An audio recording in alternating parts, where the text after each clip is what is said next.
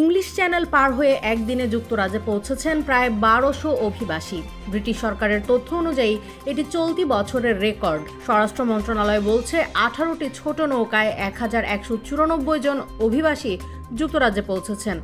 এখন পর্যন্ত একদিনে এটি সর্বোচ্চ সংখ্যক অভিবাসন প্রত্যাশীর ইংলিশ চ্যানেল পার হয়ে যুক্তরাজ্যে প্রবেশের ঘটনা। এ নিয়ে ইংলিশ চ্যানেল দিয়ে এবছর অভিবাসী পারাপারের মোট সংখ্যা দাঁড়ালো ১৪,৮০৮ জনে। ইতোমধ্যে ফ্রান্স এবং যুক্তরাজ্য সরকার অবৈধ পথে পারাপার ঠেকাতে কঠোর পদক্ষেপ নিলেও বেড়েই চলেছে ঝুঁকিপূর্ণ পথে যুক্তরাজ্যে প্রবেশ চেষ্টা।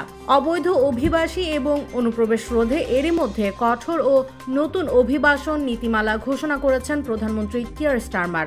তবুও বিপুল অভিবাসীর অনুপ্রবেশ ঠেকাতে ব্যর্থ হওয়া স্টারমার সরকারের জন্য বড় ধাক্কা বলে মনে করছেন বিশ্লেষকরা।